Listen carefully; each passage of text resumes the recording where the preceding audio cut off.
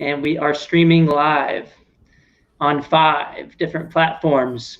This is way overdue. I just got to say that before we even get started, that Jason, you should have probably been our first guest, because we just have so many things to talk about with you, and we're always talking to you offline and on social media as well, and interacting with you. So it's good to have you on our show.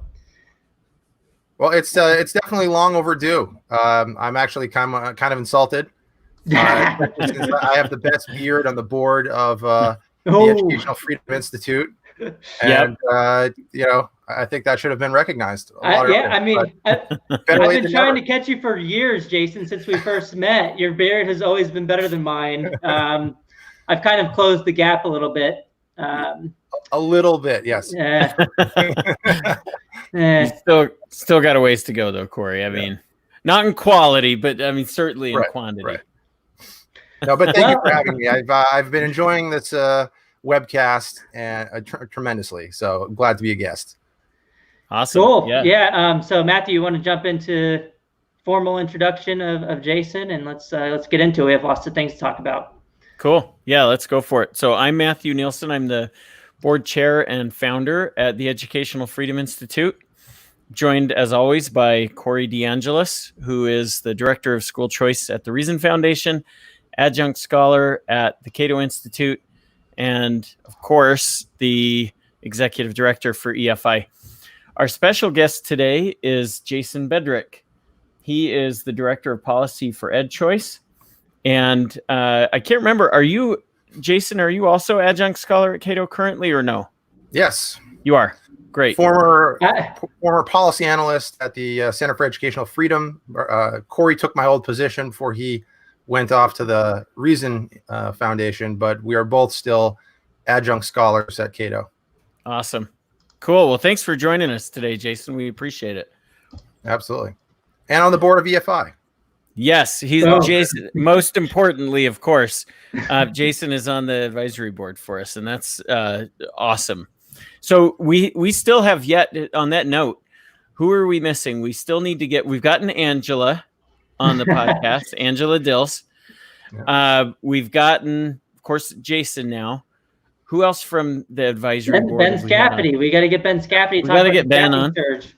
For sure. We got to get Ben on. Of course, we've had Lindsay on, and we've had Jay on. They're on the board. Anyway, we have some work to do. We got to get some more folks on. So,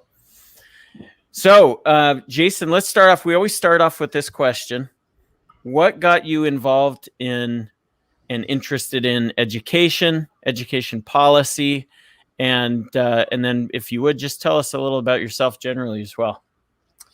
I've always been interested in education. I was, I loved school. I didn't like to miss a day of school. And education was a passion of mine. And it was when I went to college that I really started to see the differences in educational backgrounds that people had. I was fortunate enough that my parents could afford to live in an area that had really good public schools. And so the school I was assigned to was, top notch. But I lived in a very small town, fewer than 10,000 people at the time in New Hampshire. And so we didn't have a high school. And it was, we had a contract with a neighboring town that had a fantastic high school, actually an early, a chartered high school. Not to be confused with a charter school, although they're very similar, at least in New Hampshire, but it was essentially like a charter school. But just before I got to 8th grade, they ended the contract and they ended up contracting with a different town where the high school was not as good and had some issues. And I was fortunate enough, my parents were able to afford to pay for private school tuition to send me to a Catholic school, of all places. I was introduced to the idea of school choice while I was writing a paper for a political science class in college. And that's when I, started reading Milton Friedman. And it seemed to me that America is predicated on this idea of equality of opportunity. And that if you don't have access to a high quality education, you don't really have equality of opportunity. And so to live up to the true promise of the American dream, we had to find a way to provide everyone with access to education. And that the system that we had, where you were assigned to a school based on the location of the home your parents could afford, meant that there was one class of people that had access to quality education. And that's exactly it. There it is. The Role of Government Education by Milton Friedman. And there was another class of people who just didn't have access to that. They were assigned to schools that were on average far lower performing. And I thought, well, of course, it must be because, they're just not well financed. So maybe we should change education funding and make sure that they get, an equal share. And then as I did some research, I found out, oh, wow, actually, a lot of these schools are getting more money. You've got schools, I don't remember what they were getting then, but Washington, D.C. has some of the worst schools in the nation, and they're spending about $30,000 per pupil. New York has Randy Weingarten, the president of the American Federation for Children. Oh, wow. Teachers. Sorry. American Federation for Teachers, not to be confused with the opposite organization, the American Federation of Children. The American Federation for Teachers just said that she had fixed New York's schools back when she was the head of the local teachers union affiliate in New York. And Matt Ladner points out, well, wait a second, they're spending north of $25,000 per pupil. The test scores on the NAEP, the National Assessment of Educational Progress, are pretty bad and actually getting worse in recent years. So what do you mean you fixed them? Like, we don't want to, yeah, there you go. Exactly. Corey's quick with these. Yep. So, when I found out that you had really well-financed schools that were very low performing, I started to wonder, well, what is the issue? And it seemed to me that it came down to whether you had a captive audience or not. Mm-hmm. Right. There's New York versus everybody else. New York, just look at that. It's unbelievable. How much more they're spending per pupil than in other places, other cities. Right. And yet their test scores are mediocre and getting worse. So I said, maybe it's something else. And that's where Milton Friedman showed that, yes, even though there may be a compelling reason for the government to subsidize education, it doesn't follow that the government should be running the schools. That really we should be empowering the parents basically with their own tax dollars back, and let the money follow the child, and let the parents choose the school that works best for their children. So that's really what got me involved in education, and school choice policy, and it's been something that I've been working on ever since. Very cool.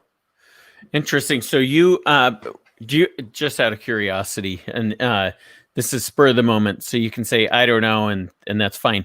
But what was the first policy paper that you worked on in education policy? And I'm talking after graduation. Do you remember that? If you're talking about after high school, if you're talking about after college, are you including grad school? No, let's go past that. In your professional life. Well, really, my master's thesis at the Kennedy School of Government was eventually published with the Josiah Bartlett Center in New Hampshire, named for the real governor of New Hampshire, not the fake TV president. Pioneer of the Declaration of Independence. So the Josiah Bartlett Center published a paper that I wrote on how to create a tax credit scholarship program, which the state legislature did adopt. I was a former state legislator in New Hampshire at the time, just like 1 in 5 people in the state of New Hampshire. They've got a very large legislature, 400 people. But I wrote that paper. It's about like 50 pages long. Oh, there it is. Choosing to learn. Yeah. And so that paper helped us get past a bill that now hundreds, maybe even thousands of students have benefited from that program, passed in 2012, survived a number of repeal attempts, survived a trip to the state Supreme Court. It was the challenge was unanimously rejected, and it is still policy there today. And that really launched my career. After that, I got picked up by Cato. Is that Very cool. the same program where you can use it's essentially like an ESA where you can use it for homeschooling expenses too? It's the current day program? Yes. So they, in some ways, and I give a lot of credit to Adam Schaefer, who was my predecessor at the Cato Institute. He was helping us write that, and I believe, wrote the best tax credit scholarship policy in the country because it does operate sort of like an ESA. You can use it for those. Most of our listeners probably know, but education savings accounts allow families to spend not just on tuition, but they can use the ESA dollars on tutors, textbooks, homeschool curricula, online learning, educational therapy. Then they can roll over any unused funds from year to year. So the New Hampshire program doesn't have the rollover, but you are able to use those funds for a wide variety of purposes. And what was the constitutional challenge? Did it have anything to do with what's going on in Montana right now, or it was a very similar challenge, yes, to the Montana challenge. And actually, you saw in Georgia and a number of other states similar challenges where they said there's this thing called the Blaine Amendment. And the Blaine Amendment, these were based in the nativist attitudes in the late 1800s, early 1900s even, where you had lots of anti-Catholic sentiment because there was a high degree of Catholic immigration. And just hold on that picture right there, because that is by Thomas Nash, right? He was the famous cartoonist of the era. And here you see these crocodiles, these bishops, or the archbishops coming ashore, and their miters are sort of like crocodiles. And here you have this Protestant man with a Bible, in his chest, and he is standing in front of all the women and children who are, being threatened by this oncoming Catholic menace, bringing with them rum, Romanism, and rebellion. And so they passed a series. This man, James Blaine, what's the rhyme? James Blaine, continental liar from the state of Maine. He was a U.S. senator, and I believe he had been Speaker of the House at one point. Tried to pass a constitutional amendment nationally. It failed, but most states, more than 40 states, actually passed a state version, which said that public funds cannot go to sectarian schools, which meant wink, wink, nudge, nudge, Catholic schools. This was pushed by as noted in the article here, the Ku Klux Klan, the Know Nothing Party. This was to prevent the money from going to Catholic schools. Now, in those days, the public schools or common schools were religious. They taught the Bible. They led students in prayer. They just taught the Protestant translation of the Bible, and they led the students in Protestant prayers in a non-denominational Protestant way. So any Congregationalist or Episcopalian or Baptist or what have you would be fairly comfortable, but not so much Catholics. And so what you had was Catholics start to demand, well, hey, if our tax dollars are paying for your Protestant schools, they should pay for our Catholic schools too. And the Protestant establishment responds with the Blaine Amendment, saying, no. If you want to send your children to our non-sectarian schools, we will be happy to Protestantize your children for you, but we're not going to pay for your sectarian education. And so these relics of this bygone bigoted era are now being used to enforce really religious bigotry today, where folks are passing school choice programs, be they publicly or privately funded, vouchers or tax credit scholarships. And the challenge is, well, if these dollars go to a private school, or particularly a religious school, then it violates the Blaine Amendment. Now, most states have said that's not the case. First of all, most of the states that have tax credit scholarships, they say, well, no, these are not public funds. Okay, donors get a tax credit for donating to a scholarship organization, and then those, so these are private individuals making a private donation to a private organization, that then gives money to private citizens who are parents for them to use at a private school. The U.S. Supreme Court in the Wynn decision, which I believe Arizona Christian School Tuition Organization v. Wynn was what, Corey, 2011? 2010. Yeah. I think you're right. The U.S. Supreme Court said the money never enters the tax collector's hands. Therefore, these are not public funds. And so nearly every state, actually really every state Supreme Court has followed along with this until Montana. Even some states that are publicly funded, they said, well, what's really prohibited here? So some states that have, let's say, a publicly funded voucher, and there's a Blaine Amendment challenge, they say what's prohibited is the state financing directly one of these schools. But if the state says we're going to give money to all families that have children, and they can choose any school they want, if it happens to be religious, if it doesn't, that doesn't matter. It's just sort of like, if we're giving out, Section 8 housing, and some people want to have, prayer meetings in their home or Bible studies, that's fine. If we're going to give out food stamps and some people are going to use those for religious feasts, that's fine. If they're going to use Medicare and Medicaid and go to a Catholic hospital that has a priest on staff and has a crucifix in every room, okay, well, that's their business. We're concerned that they get medicine and that they're housed and that they get food. And so same here, we're concerned. We want to make sure that they get an education. We want to make sure they're learning, English language arts, math, history, science. If they're doing it at a religious institution, that's fine. The Montana Supreme Court said, no, first of all, unlike every other state, we say these are public dollars. Okay. And secondly, that it's not just the direct financing that's prohibited. Even if you're giving money to parents and that money only flows to the private school in a manner that is indirect and incidental to the choices of those parents, and they have a variety of options, religious and non-religious, nevertheless, this is unconstitutional.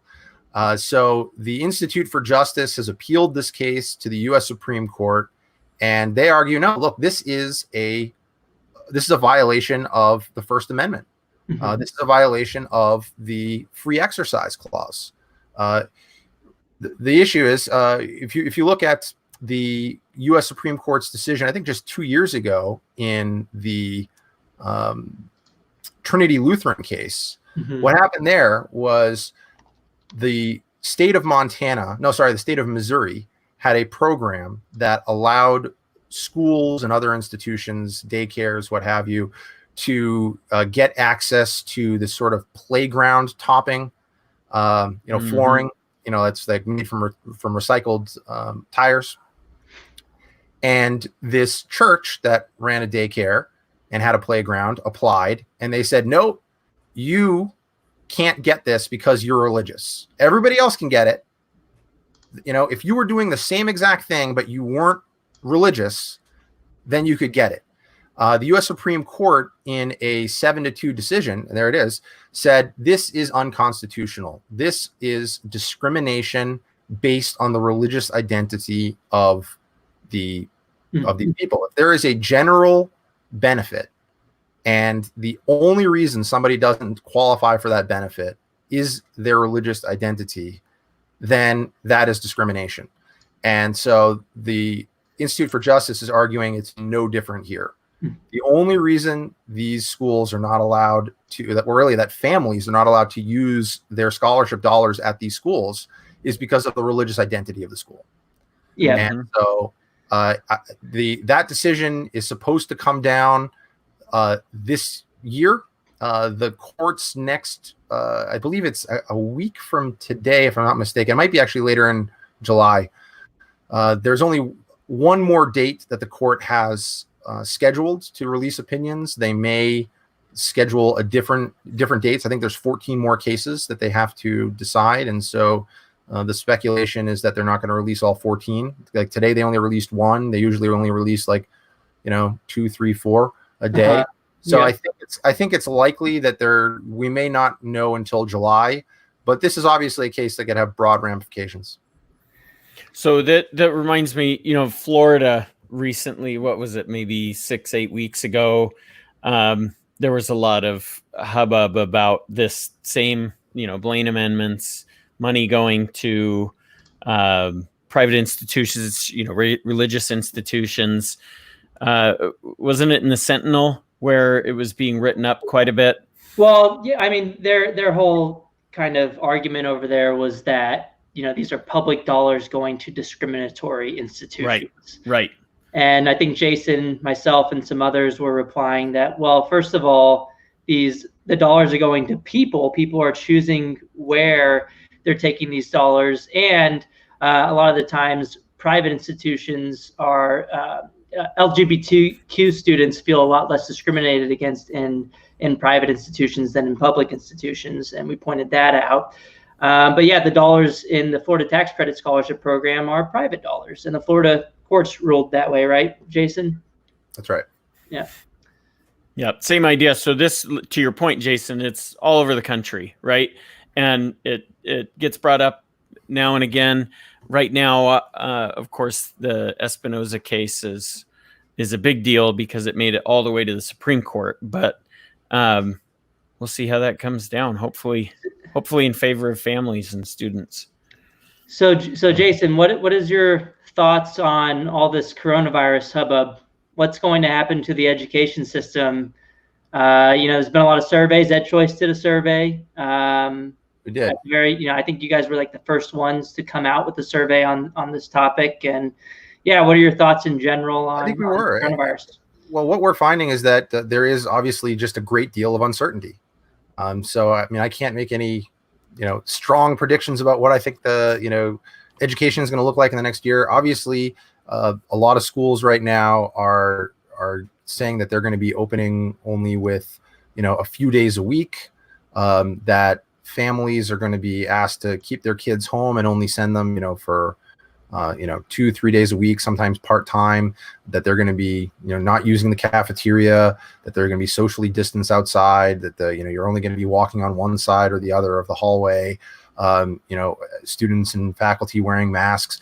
There's a lot of things that are going to change. And I think that you've got a lot of families who are now contemplating homeschool. And we've seen a few different surveys. I think one of the early surveys, which I believe may have been from the American Federation for Children this time, not teachers, that found something in the range of like 40% said that they would consider that they were considering either doing homeschooling or virtual learning or a blended learning or some combination of these.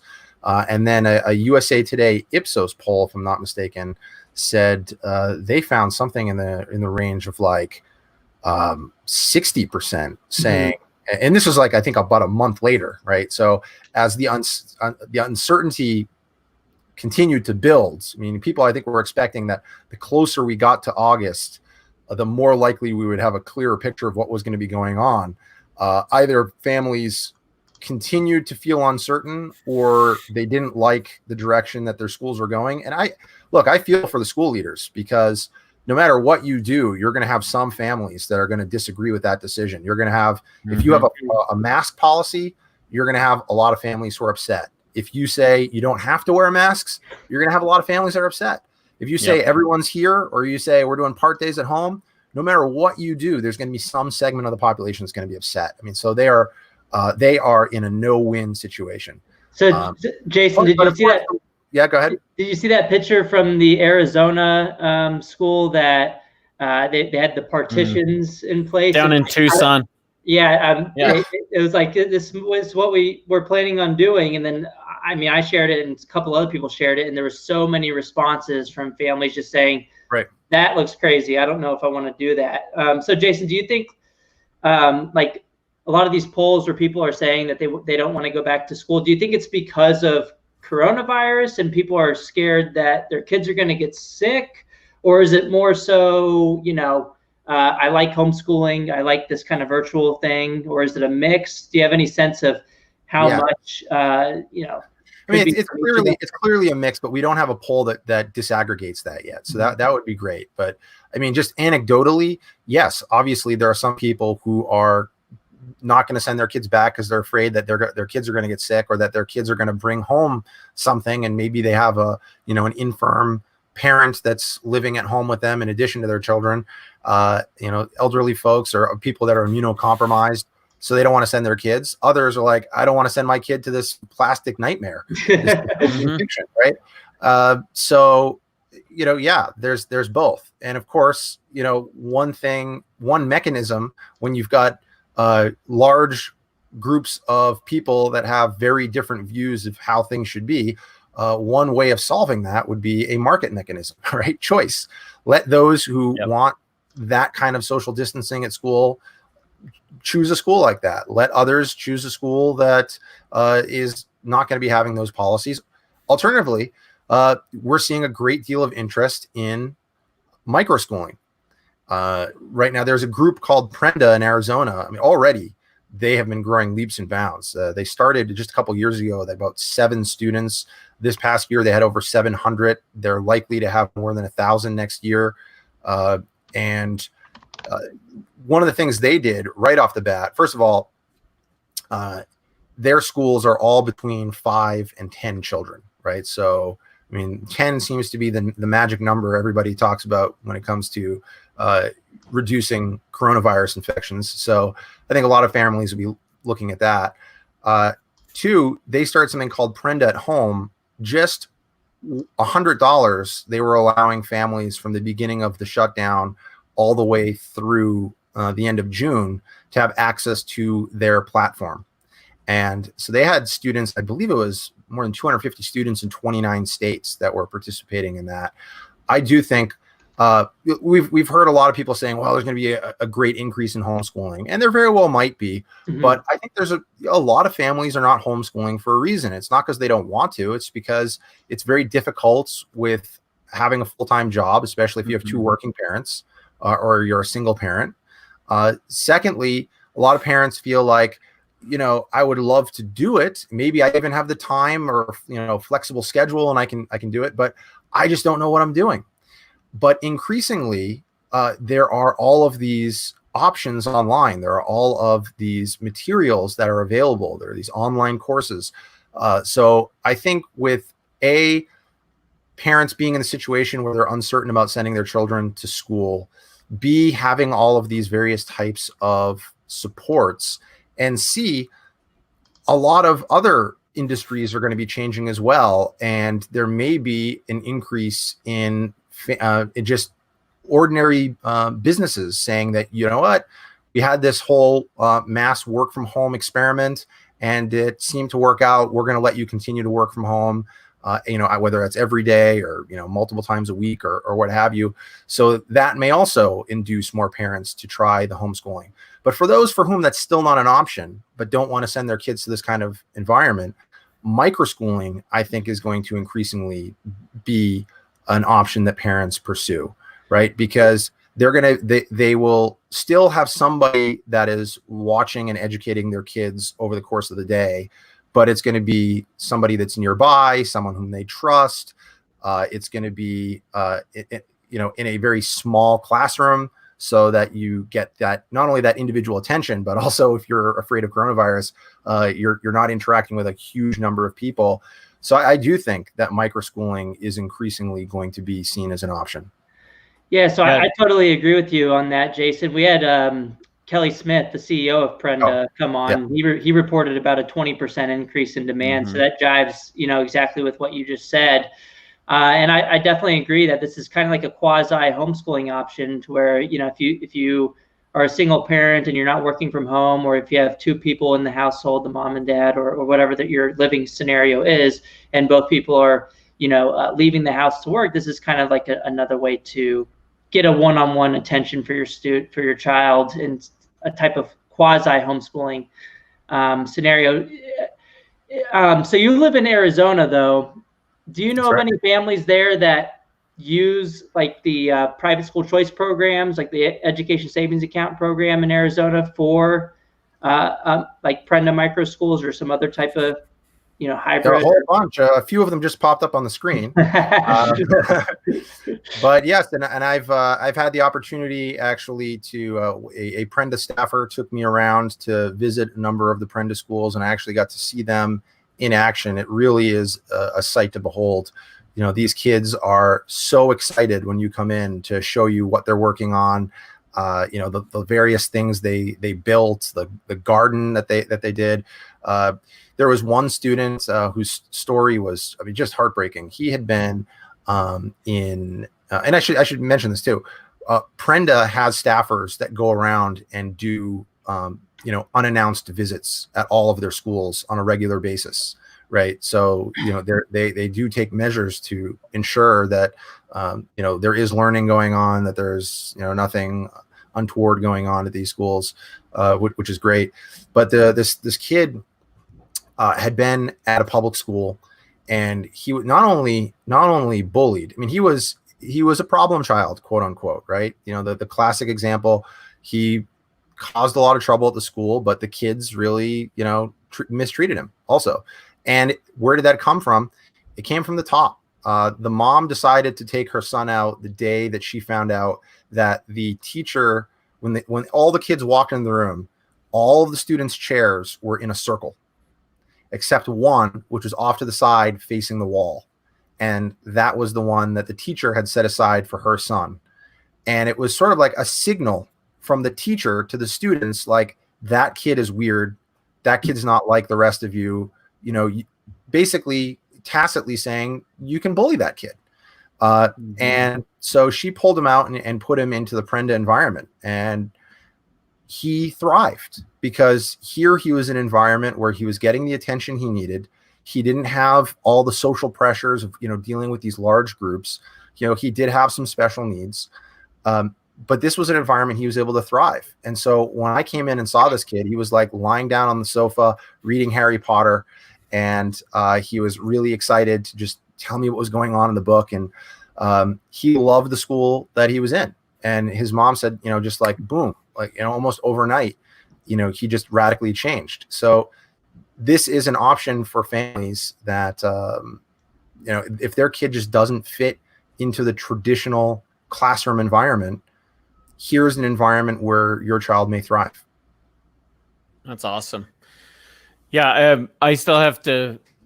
I was promised a tour, Jason, not from Kelly, but we both know Jeremiah. Jeremiah, yep. If you're watching, I'm still paying attention. I still remember that you owe me a tour. But anyway, that's very cool. Are there any? Oh, go ahead. I was gonna say, it's also interesting that Kelly Smith, when he was on our podcast, estimated that about 60% of the revenues go directly to teachers, which gives we've been saying all along that school choice can benefit teachers too by giving them getting them away from the monopsony essentially and into a system where the schools have an incentive to actually allocate their resources that they get to the classroom. You look at, just the NCES data, looks like, just from a quick glance at the numbers, looks like, less than 20% of the resources go towards teachers. Just looking at, just NCES data. But I just saw some new data that came out from a Gallup poll, Jason. So I want to get your take on this. I think it just came out. I don't know if it was today, maybe a couple days ago. Looks like they did a national survey May to June, so it was pretty recent through the first week of June, showing that out of all K-12 parents, 56% said that they want to do a full-time in-person school, 7% said full-time distance learning, and then there's like this, over a third, 37% said that they want to do like some type of quasi either hybrid homeschool or like part-time school with some distance learning. I guess that could mean a lot of different things. What's your take on that? Is that pretty similar to the other data you've been seeing, or? Yeah, that sounds about right. But I mean, could you imagine a year ago if we were talking about, hey, only 56% of parents are really sure they want to send their kids to your school full time? This is really unprecedented. And I know we throw that term around a lot, and they're actually, a lot of these things are not unprecedented, right? We had the flu pandemic of 1919 and or 1918, right? So I mean, they're not, but this really is since in the modern era of having a mass public instruction the way that we have it, we've never had this sort of challenge to the system. But it also, with any challenge like this, it causes people to rethink, well, you know what, when we go quote unquote back to normal, do we really want to go back to that system? Or, maybe there are some different, better ways of doing things. I've also heard from folks who have said, I noticed something about my children doing distance learning. They seem to be happier, right? They're not facing the social pressures at school, or whatever it is. Now, that's not across the board. There are some kids that this was not a great experience for them. There's been a wide variety or variation rather in the effectiveness of distance learning. Some schools managed to seamlessly move from in-person instruction to online instruction. Others, it was a very bumpy road, and some didn't ever fully get there. I heard from folks in one state, which will remain nameless, that they were getting a lot of feedback that the schools in their state did a very poor job, and that the videos that were being sent home, they did not have live instruction, but the videos that they had sent home were done mostly by administrators, not by teachers, and that these were very dry, very boring. And that may have been because of, a teacher union contract or something, that the teacher said, hey, this is not, we don't have to do this kind of thing. I don't know what the deal is, but some schools just have really dropped the ball. And so I think it's got a lot of families thinking about other options. So there's a lot of challenge here, but there's also a lot of opportunity. I mean, go ahead. I was going to say that's an argument for school choice, right? That, if your school doesn't shape up, you should be able to take your money elsewhere. And that's not to say that all district-run schools are not adapting, right? I mean, a lot of them got it right, but in the case that it doesn't, that they don't, get things right and adapt to the virtual setting, should be able to take your money elsewhere. Do you think this is an argument for ESAs? Oh, absolutely. Absolutely. Especially because ESAs will allow you to, if you want to go take classes at the local public school that you had been going to before, you could do that, you pay on a per class basis. But if you want to, I only want to go and send my kid there a few, days a week, or, for one or two classes a week. But the rest of the time, I want to either be going to a micro school, or I want to be homeschooling, or I want to be, doing tutoring. It provides you all those opportunities. And actually, that's one of the interesting things about Prenda.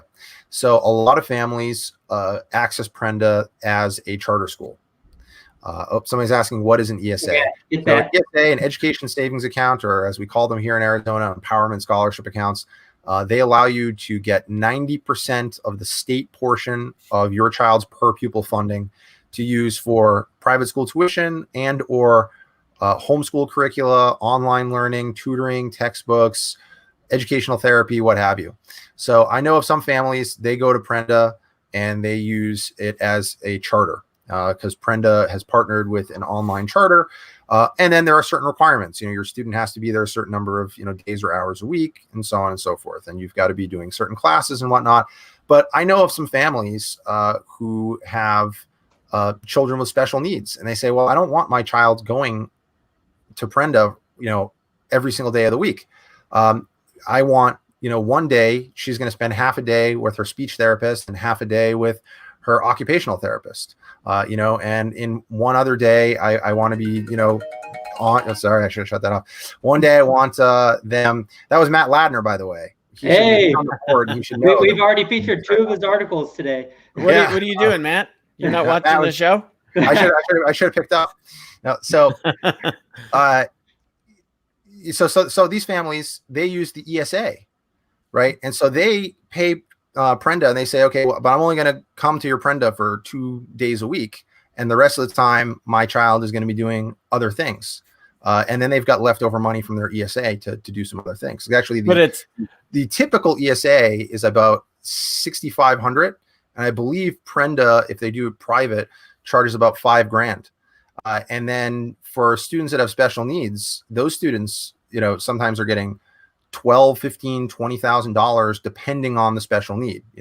Students with autism versus students that have blindness or cerebral palsy, they're going to get different amounts based on their special need weight.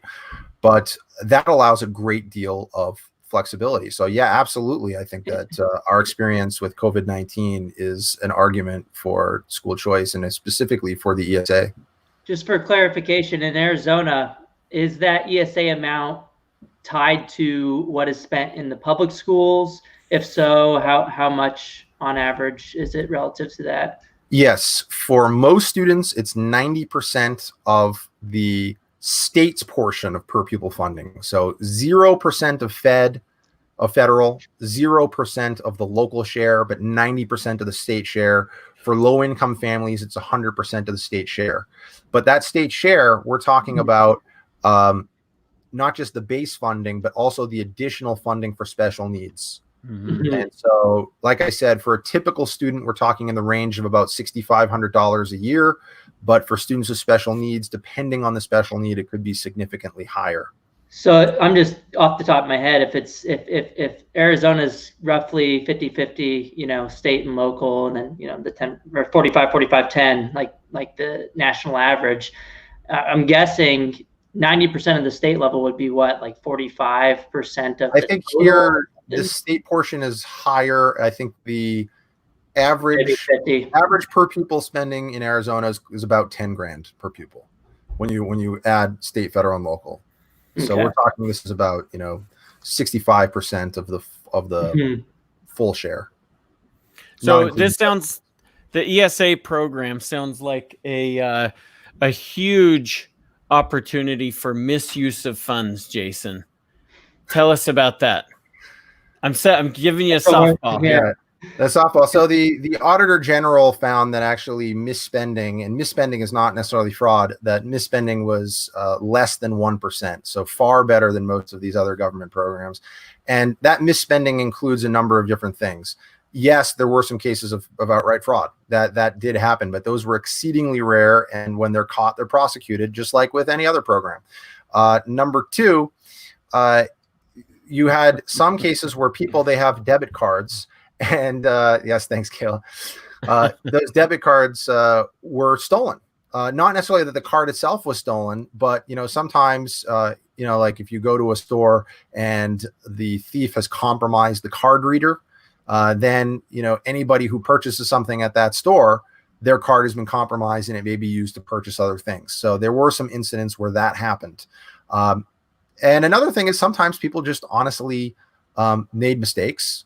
So they bought pens and paper and stuff like that for their child. And well, that's not, that was for an educational purpose, but that's not actually covered by the ESA. And in other cases, it was actually the Department of Education's fault, because they would approve an expense for some families. That family would go on to, there's like a Facebook group for ESA families, and they share information and they'll say, hey, I got this approved. Other families then go try buying the same thing. And some other bureaucrat, the Department of Ed, looks at this and says, oh, no, that's not allowed. And they denied it. Right. So we're actually in the process right now working with the department, and especially the State Board of Education, which now has regulatory authority over the Department of Education and over this program in particular, to standardize this, to make it very clear if something is approved for somebody, it's approved for everybody. Yeah. But even when you add all of those categories I just described up, it's still far less than 1% under the existing system.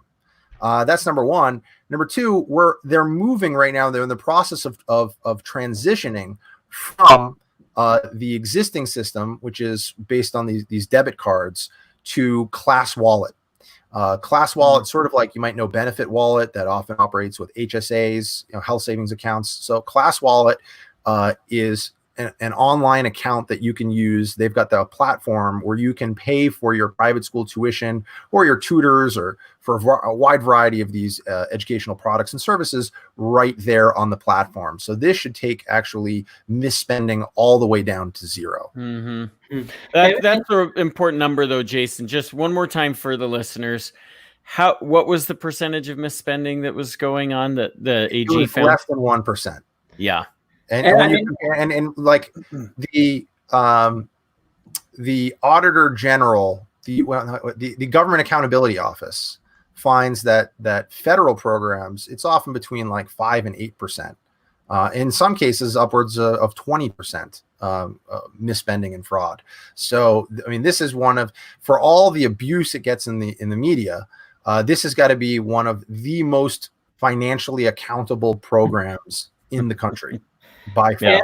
I mean, that's the way you got to look at it, right? You can't compare it to perfection, which a lot of people like to do. They'll say, 0.001% of fraud is bad. That means you got to get rid of the program altogether. But as you point out, other programs have higher rates. And then also the district-run schools waste money too. It might just look a little differently. So we can't forget that. Right. So, yeah, I mean, that's another thing to point out. I had an image that just came across my Twitter feed pretty recently. I want to get your reaction on it, Jason. It reminds me of the James Blaine or the Blaine image that you were talking about. So I want to get your take on this one. I think it was shared by Carol Burris. Have you seen this one before? To Voucherville. Yeah. My religion school, no religion school. So what other people, some people might look at this and they see freedom, right? They see people allowed to choose what's best for them, right? Like, let's look at this as religion, okay?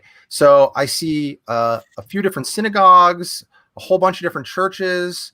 I see several mosques. I see an ashram, and I say, wow, here's a country that allows freedom of conscience. Here's a country that allows people to live together and worship, according to the dictates of their conscience. And isn't that a beautiful thing? And some people see that and they say, oh, this is terrible, right? There's one truth and everybody should be at, my church. Well, what they say is everyone should be at the same church. And of course, by the same church, I mean the one I go to, not the one you go to, right? And so, yeah, this is the mindset of the people who oppose school choice. Instead of looking at this and saying, wow, okay, so there's the art school, there's a charter school that it takes a Montessori approach. Oh, there's one that takes a much more traditional or classical education approach. Here's one that's very focused on science and technology. And isn't this a wonderful thing? They look at this and they say, oh, there's all these divisions. The only way that we can possibly have a society that gets along is if we force everybody to go to one type of school. Now, which type of school? Well, of course, the type of school system that I support. Right. And of course, this is coming from Carol Burris, who was a principal of a district school. So what does it say that they believe the only way to have a society where people get along is if they are forced to go to one type of system? What is it? What does that say about their respect for other people and their respect for their individual rights and liberties? Frankly, I think that it's that cartoon is very, very revealing and not in the ways that they want it to be. Hey, but Jason, I heard from Little Birdie that voucher programs and ESAs like the ones you have in Arizona just divert funding to unaccountable private schools. What do you have to say about that? I heard that. I say that there's a book coming out soon. They need to regulate these private schools. Can you tell us? School choice myths. Want to pull that up? Yeah. So I'm going to cover myself up. There we go. Corey and Neil, really put this book together, and it's fantastic. When is it coming out? End of October 7th. October 7th, beginning of October. Available for pre-order on Amazon right now. Oh, okay. Go on Amazon, right? Shut this webcast down. Go on Amazon. So there's a great chapter in there by Neil McCluskey on exactly this question. And actually, if you want people to get along, I mean, the best way to do that is to allow them to have their own preferences expressed. Whether those stem from their faith or their values or just their pedagogical preferences, right? Whether they want their child in a classical environment or a Montessori environment or what have you. If you want division, force everybody in one system and then say it's basically winner take all. And those who either in the best case scenario, the majority has its will expressed in that school system. In the worst case scenario, it's a small but vocal or politically connected or powerful elite that gets their views expressed at the expense of the majority. Or you could let people have the freedom to choose for themselves what they want, right? I mean, those are the options that are before you. And Neil goes through in his chapter and just describes all of the fights. You can go to the Cato Institute website. They have something called the Public School Fight Map, and you can see all across the country where there are hundreds and hundreds of cases where citizens, friends, and neighbors are forced into political combat with each other over their children's education. There is a better way. There is a way that is much more peaceful, that actually reflects and respects the freedom and pluralism upon which this country is supposed to be founded. So buy the book. As far as my chapter, you were talking about accountability. Yeah, Jason, the government schools are super accountable because they're run by the government. But the private schools are not accountable. So why should we allow people to choose private schools? So, I mean, what you end up hearing, first of all, my main argument when it comes to this question is that the best form of accountability is when parents are empowered to choose, right? If you have an exit option, your voice in that system is much stronger than if you don't have an exit option. Public schools are not directly accountable to parents the way that private schools are. Private schools know if I don't make these families happy, they can very easily leave and take their money with them. Mm-hmm. A public system in a well-off area is similar because the families have the means to leave. But in low-income areas, they know they pretty much have a captive audience, right?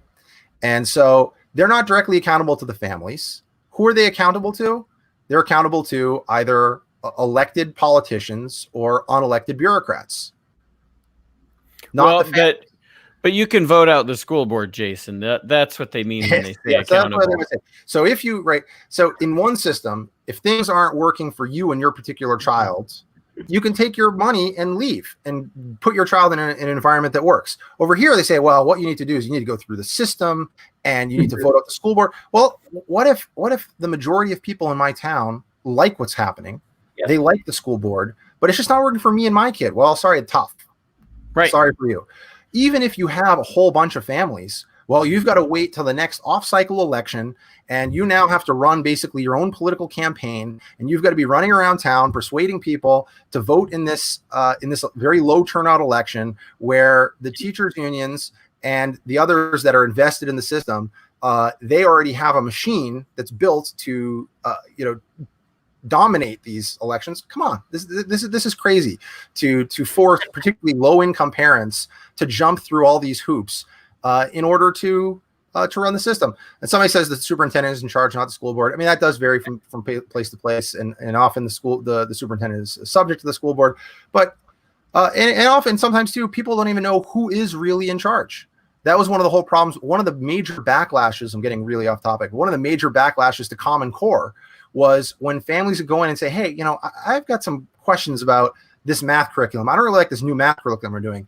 And they say, well, the teachers, well, don't take it on me. Go to the school board. They give the stuff to us. They go to the school board. School board says, well, this is not a local decision. This is forced on us from the state. They go to the state, and the state says, don't look at us. This is a national thing, right? So they go to their congressman. The congressman says, no, this is not a national thing. This is adopted by states and localities. It's not the feds. So there was no accountability. There was nobody to turn to, and parents just started freaking out, as you might expect in a situation like that, where they're trying to make change and there's no accountability. Private schools, there is accountability, but even some school choice advocates make this mistake. They say, well, if there's going to be, school choice is great. Okay, we want to empower the families, let them decide, but we have to make sure they're deciding. First of all, we have to make sure that they have access to schools. I get that. And we also have to make sure that they're choosing good schools. We don't want them choosing. What do we mean by good schools? The good schools. And how do we decide good schools? Well, test scores, right? There's only one metric we use. And you'll have some people, like some of our friends over at Fordham, who say, well, we look at a wide variety of different things. At the end of the day, they're looking at one metric because there's only one that's really that objective, and that's test scores. So, which is problematic for a wide variety of reasons, which we don't need to get into here very quickly. It can distort how schools are teaching. It can distort what's taught, how it's taught. It tends to induce schools to spend more time focused on the subjects that are tested at the expense of subjects that are not tested, right? So there's a wide variety of problems. And we actually see that, earlier on, there was a lot of correlation between test scores and other life outcomes that we care about. For example, high school graduation, college enrollment, annual income, even health metrics and things like that, whether or not you end up going to prison. But now there seems to be a disconnect between the test scores and some of these outcomes for which they're supposed to be a proxy. So the very fact that we're relying on these test scores to administer carrots and sticks, I think, are distorting their value and really watering down their value as a proxy. But setting all that aside, in my chapter, I look at, I basically take this question: is it necessary, or is it sufficient for to regulate a school choice program to guarantee access and quality? I could probably rephrase that better, and I did in the chapter. And I think the answer to that is no. It is not necessary for these regulations if you want access and quality. Neither is it sufficient. And so you look at Louisiana, which has the three type of regulations that we call them the equalitarians, those who want equality in education, which is a noble goal. They argue, well, in order to have access, you need to have open admissions policies. Any private school that accepts vouchers must accept everybody, sort of like a charter school. Number two, which means that you can't have a school that says, well, we only take Baptists. We're a Baptist school, we only take Baptists. We're a Muslim school, we only take Muslims, right? We are a school for the arts, and you have to pass an art test before you come in. You can't have that sort of thing. So number two, they say you have to have price controls, because if parents can't afford it, then you don't have access. So what we need to do is say that we're going to give you a voucher, but you can't take more than the value of the voucher. In Louisiana, that voucher was worth less than half of what they were spending at the local district schools. And three, they say we're going to have test scores, and if your school doesn't perform above a certain level on the test scores, we're then going to kick you out of the program. So what we found is actually, first of all, that only about a third of the schools in Louisiana agreed to participate. So you didn't do that much to expand access to these schools. Number two, it tended to be the worse off schools, right? The schools that are already doing well basically said, we don't need to jump through all these hoops. There are other regulations as well, a lot of paperwork and whatnot. And the lower performing schools that on average had declining enrollment. And by the way, I should mention, there were some studies that looked at the effectiveness of the voucher program in Louisiana. And one of the main differences between the participating and non-participating schools was whether before the program was enacted, they had declining or stable or increasing enrollment. Those that had stable or increasing enrollment tended to stay out. Those that had declining enrollment tended to accept it. So parents were already moving away from some of these schools. They said, oh, we're bleeding students. We need to use this program. And so you ended up with the first random assignment study that finds a negative effect on test scores from a school choice program. And then the contrast is Florida. Florida doesn't have any of these. They do mandate that you take one of a menu of nationally normed reference tests, but they don't mandate a particular test that can have these distortionary effects on your curriculum. So what we find over in Florida, you've got more than 100,000 students that are on average from families that are earning about $25,000 a year, very low income families. About 70% are Black or Hispanic. And they tend to be students that have lower test scores than their demographic peers when they come into the program. So they're not, quote unquote, creaming. It's actually the opposite. Families that have a child who's doing well in the traditional school environment, they leave them in that environment by and large. Those kids that are not doing well in that environment, the parents are looking for something else. And so they come over here. What they find is that just after a few years, these students are performing at about the national average, which means that they are far outscoring their demographic peers.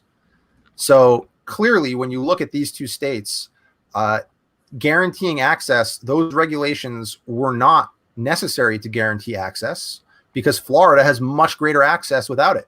Mm-hmm. Two, they were not sufficient to guarantee quality because Florida has superior quality without those regulations. Mm-hmm. And in fact, there is very suggestive evidence that these regulations that were designed to guarantee access and quality actually reduced access and reduced quality. So that's essentially the short version of the chapter in my book. So you don't have to buy it for my chapter anymore, but buy it for all the other fantastic chapters that we didn't discuss today. But hey, I know we're up at an hour, but give us the skinny on your forthcoming book. So Dr. Jay Green, our mentor and your official teacher at the great University of Arkansas. But I always tell people when it comes to education schools, or education policy, Harvard is number 2 and number 1 is the University of Arkansas. And I do not say that joking. Although like half of them are Harvard PhDs, right? Jay and Pat, I think both Harvard PhDs. Sandra Stotsky back in the day and others. They have a fantastic program there. And Jay and I are writing a book called Religious Liberty and Education. And it's a case study on the yeshiva controversy in New York, where there are a minority of Haredi yeshivas. These are Jewish schools that, they open long before the public schools and they stay later in the day than the public schools. But for most schools, almost the entire day is religious studies and very little time is dedicated to general studies, including English and math. And so there's been a lot of pressure for the state to crack down on these schools and force them to teach a more robust secular curriculum. And so this sort of like earlier cases of, Catholics having a private school, which was, the KKK backed legislation to outlaw private schooling, essentially to outlaw Catholic schools. And the U.S. Supreme Court, in a famous decision, which Corey's pulling up already, Society of Sisters, said the child is not the mere creature of the state. So you are not constitutionally allowed to prohibit private schooling. There was another case also with a religious minority, and that was the Amish case of Wisconsin v. Yoder, where Wisconsin had compulsory education. And the Amish said, well, after 8th grade, we don't want our kids going to the public school. They're going to be working with us on the farm and learning Bible. And that's it.